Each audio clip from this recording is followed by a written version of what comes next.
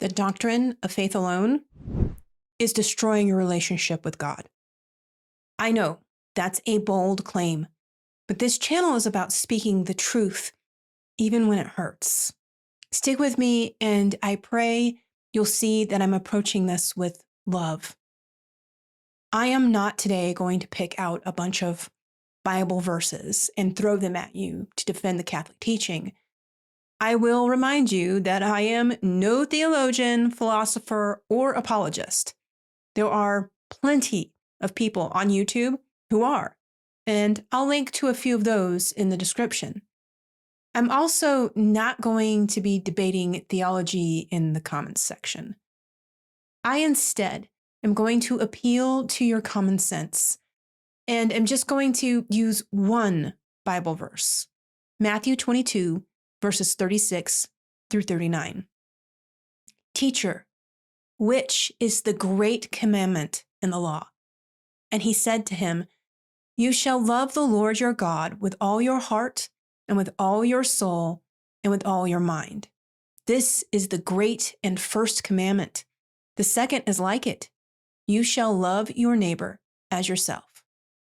This is a very important lesson, and I go into more depth in my video, We Are Lost If We Don't Know This Verse. But what does the Great Commandment have to do with faith alone? I'm so glad you asked. I'm going to ask you to do something that I wouldn't normally ask. I'm going to ask you, just for now, to forget about the Bible, religion, doctrine, etc., and just think about any family or friend-based relationship. If that relationship contains love, what does it look like? Now, if you were in a relationship where someone constantly told you they loved you, but never did anything to show it, what would you think? Be honest now. Just saying that you love someone is kind of empty if you don't back it up with actions. I know I personally feel loved when someone takes the action of subscribing to my channel and liking this video. Please? Pretty please? Love me. Okay, let's tell a story. There was a man named Robert. He had 2 sons named Bob and Bert. I know, huge stretch, right? I'm sorry, the creative juices, they're not flowing. Robert loved both of his sons very much, more than his sons could ever know or understand. Like many brothers, Bob and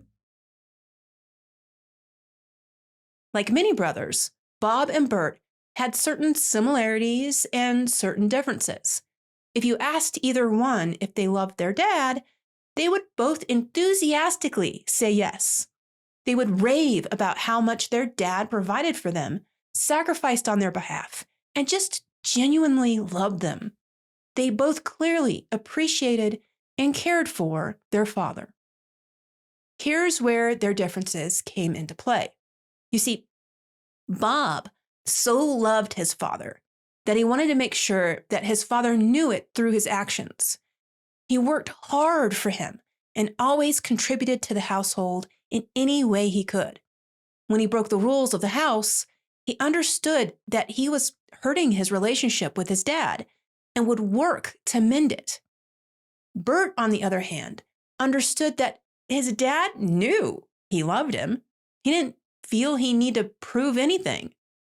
When he broke the rules of the house, he would feel bad about it, yeah, but he relied on his father's mercy and had faith the relationship would remain strong.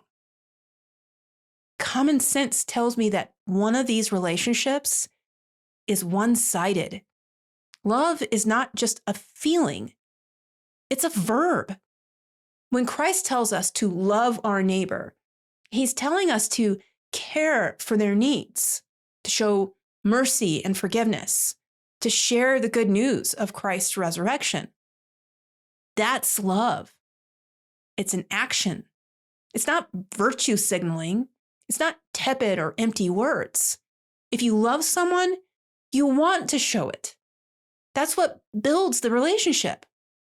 In any other relationship, the words, I love you, or even I have faith in you, would be empty if they weren't backed up by actions.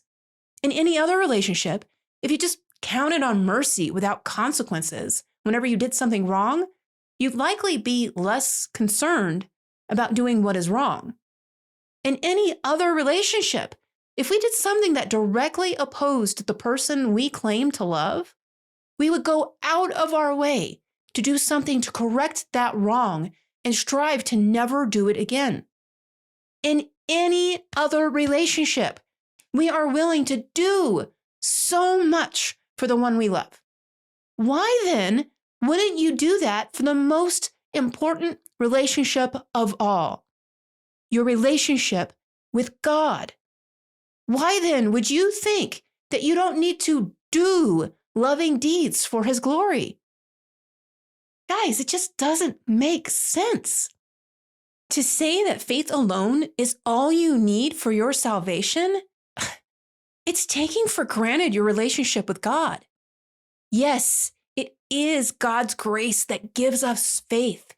He alone is responsible for our salvation, and we have done nothing to earn it. But by disobeying Him, we can find ourselves walking away from that salvation. He commands us to love Him and to love one another. That is a call to action. Do not disobey Him. Don't settle for a one-sided relationship with God. Love Him with all your heart, soul, and mind, and glorify Him by obeying His commands. I hope you all receive this with open hearts and know that I say all of this with love. I think it's so important for us to take our faith, a gift from God, and do something with it, not for our own glory, but for God's. Don't forget to check out that video because it's really important. The Bible verse, not the video. I mean, the video is important too, but you know what I mean. Thank you so much for watching my video until the end. Sacred Heart of Jesus, have mercy on us.